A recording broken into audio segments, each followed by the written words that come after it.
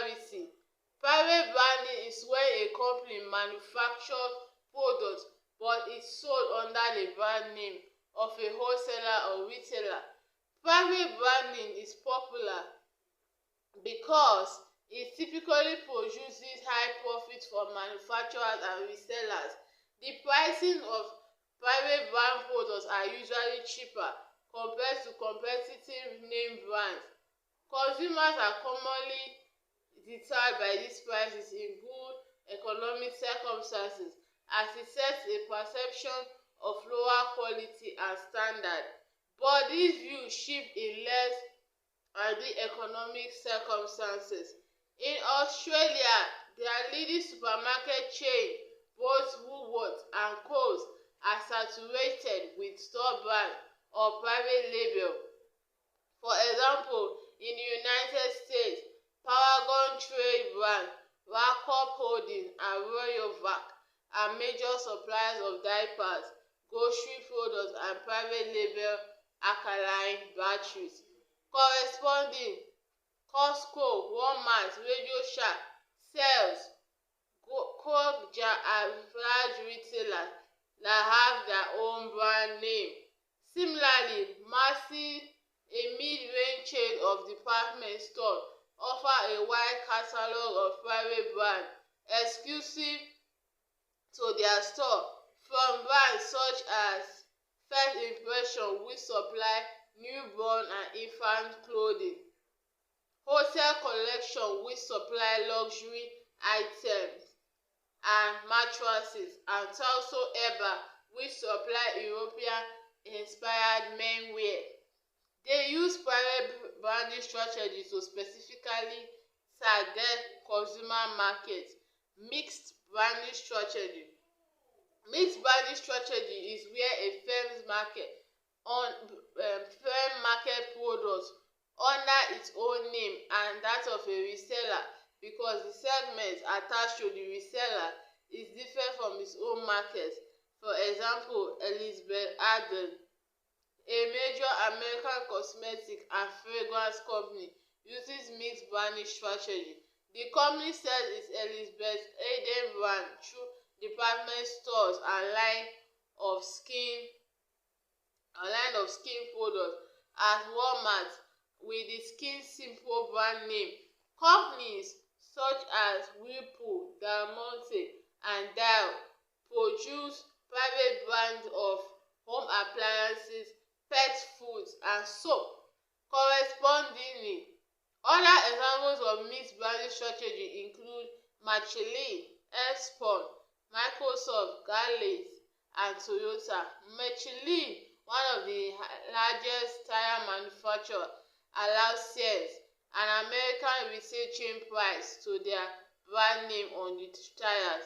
Microsoft, a multinational technology company, is seriously regarded as a corporate technology brand, but it sells its versatile home entertainment hub under the brand Xbox to better align with the new and crazy identity. Galley caters to females with Galley for women, which has now become known as Venus. The launch of Venus was conducted in order to fulfill the farming market of the previously dominating masculine razor industry. Similarly, Toyota, an automobile manufacturer, use mixed branding. In the US, Toyota was regarded as a valuable car branding, being economical, family-oriented, and known as a vehicle that rarely broke down. But Toyota sought out to fulfill a higher-end, expensive market segment. Thus, they created Lexus, the luxury vehicle division of premium cars. Attitude branding and Ionic brand. Attitude branding is the choice to represent a larger feeling, which is not necessarily connected with the product or consumption of the product at all. Marketing labeled as attitude branding include that of Nike, Starbucks, The Body Shop, Safeway, and Apple. In the 1999 book No Logo, Naomi Klein described attitude branding as a fetish strategy. Shaffer and Cohen analyzed brands such as Apple, Ben and Jerry, or Chanel, describing them as Uber brands that are able to gain and retain meaning beyond the material. A great brand raises the bar. It adds a greater sense of purpose to the experience, whether it's a challenge to do your best in sport and fitness or the affirmation that the cup of coffee you are drinking really matters. Howard Schultz, President, CEO, and Chairman of Starbucks. Ionic brands are defined as having aspects that contribute to consumers' self-expression and personal identity.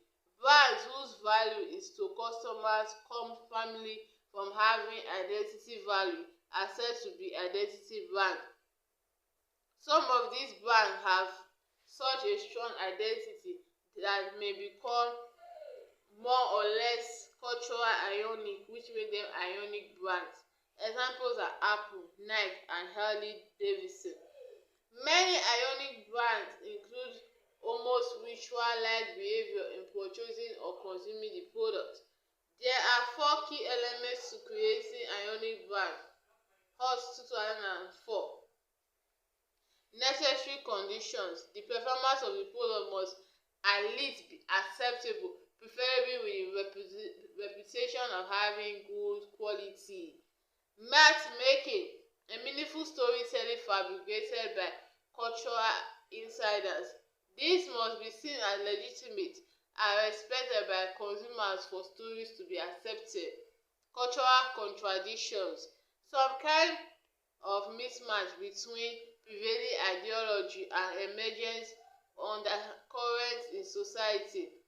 In other words, a difference with the way consumers and how they wish they were. The cultural brand management process, actively engaging in the myth-making process in making sure the brand maintains its position as it can. Scaffella and Crowley propose the following under Uber branding principles. They derive them from studying successful modern prestige brands and what elevates them above mass competitors and beyond consideration of performance and price alone in the minds of consumers. Mission incomparable. Having a differentiated and meaningful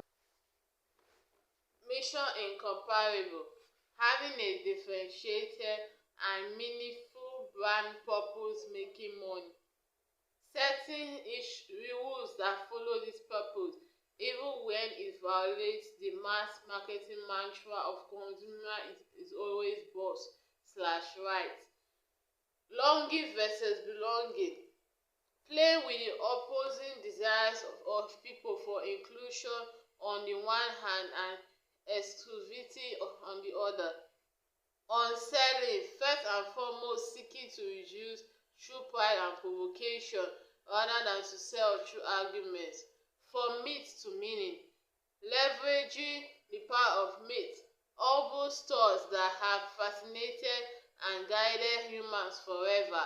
Behold, making products and associated brand rituals as reflect the essence of the brand, mission, and myth, making it the center of attention while keeping it fresh, living the brand mission as an organization and through its action, thus radiating the brand myth from the inside out, consistency and throughout brand manifestation. For nothing is volatile than a dream. Grow without end, avoiding to be perceived as an omnipresent diluting brand appeal. Instead, growing with our gravities by leveraging scarcity, pricing, sideways expansion, and other means. No brand branding. Recently, a number of companies have successfully pursued no brand strategies by creating packaging that initiates generic brand simplicity. Examples include the Japanese company Muji, which means no label in English, Muji Ushiroyin literally, no brand quality goods, and the Florida company No Ad Sunscreen. Although there is a distinct Muji brand, Muji products are not branded. This no brand strategy means that little is spent on advertisement or classical marketing, and Muji's success is attributed to word of mouth, simple shopping experience, and the anti-brand movement. No brand branding may be construed as a type of branding, as the product is made conspicuous through the absence of a brand name. Tapa amarilla or yellow cap in Venezuela during the 1980s is another good example of no brand strategy. It is simply recognized by the color of the cap of its distinctive product company derived brand. In this case, the supplier of any key component used by a number of suppliers of the end product may wish to guarantee its own position by promoting that component as a brand in its own right. The most frequently quoted example is Intel, which positions itself in the PC market with the slogan and sticker Intel inside. Social media brands. In the Better Mostra brand invention in a media democracy 2012, author and brand strategist Simon Pons posits that social media brand may be the most evolved version of the brand form because they focus not on themselves but on their users. In so doing, social media brands are arguably more charismatic in that consumers are compelled to spend time with them because the time spent is in the meeting of fundamental human drivers related to belonging and individualism. We wear our physical brand like badges to help us define us, but we use our digital brands to help express who we are. They allow us to hold a mirror up on ourselves, and it is clear we like what we see. Private labels. Private label brands, also called own brands or store brands, have become popular. Here the retailer has a particularly strong identity, such as Marks and Spencer in the UK clothing sector. This own brand may be able to compete against even the strongest brand leaders and may outperform those products that are not otherwise strongly branded. Designer private label. A relatively recent innovation in relating to its introduction of designer private label. Designer private label involves a collaborative contract between a well-known fashion designer and a retailer. Both retailer and designer collaborate to design goods with popular appeal, pitch, and price points that fits the consumer's budget. For retail outlets, this type of collaboration gives them greater control over the design process as well as access to exclusive store brands that can potentially drive store traffic. In Australia, for example, the department store Myer now offers a range of exclusive designer private labels including Jason Bronson, Karen Walker, Leonard Edmondson, Ryan Cooper, Flo Wood, and L for Lisa Ho. Another off-market department store, David Jones, currently offers clothes for leading Australian designer Tolle Dinigan and has recently announced its intention to extend the number of exclusive designer brands. Target Australia has teamed up with Danny Minigot to produce her Petite range. Specsavers has joined with Sydney designer Alex Parry to create an exclusive range of spectacle frames with Big W stock frame designed by Peter Morrissey. individual and organization brand. With the development of the brand, branding is no longer limited to a product or service. There are kind of branding that treats individual and organization as the product to be branded. Most NGOs and non-profit organizations carry their brand as a fundraising tool. The purpose of NGOs is to leave a social impact so that their brand becomes associated with specific social life matters.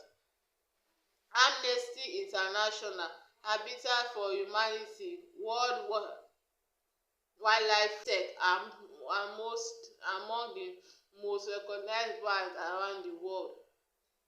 NGOs and non-profit organizations move beyond using their brand for fundraising to express their initial identity and to clarify their social goals and long-term goals. Organization brands have well-determined brand lines and logos. Personal branding, employer branding, crowdsourced branding. These are brands that are created by the public for the business, which is opposite to the traditional method where the business creates the brand. Personalized branding. Many businesses have started to use elements of personalization in their branding strategies, offering the client or consumer the ability to choose from various brand options or have direct control over the brand. Examples of this include the Share a Coke campaign by Coca-Cola, which printed people's names and place names on their bottles, encouraging people. Airbnb has created the facility for users to create their own symbol for the software to replace the brand mark known as value. Nation branding. Nation branding is a field of theory and practice which aims to measure, build, and manage the reputation of countries closely related to place branding. Some approaches apply, such as an increasing importance on the symbolic value of products, have led countries to emphasize their distinctive characteristics. The branding and image of a nation-state and the successful transference of this image to its export is just as important as what they actually produce and sell. Destination branding. Destination branding is the work of cities, states, and other localities to promote the location to tourists and drive additional revenue into a tax base. These activities are often undertaken by governments, but are also result from the work of community associations. The Destination Marketing Association International is the industry-leading organization. Brand protection. Intellectual property infringement, in particular counterfeiting, and can affect consumer trust and ultimately damage brand equity. Brand protection is the set of preventive, monitoring, and reactive measures taken by brand owners to eliminate, reduce, or mitigate these infringements and their effects. So, wow, this is all on branding. This has been an interesting topic right from part 1. I hope you all are finding it interesting. And I hope to see you on our brand new topic, entrepreneurship. Thank you all for watching this video, and I hope to see you on entrepreneurship. Thank you all. Bye.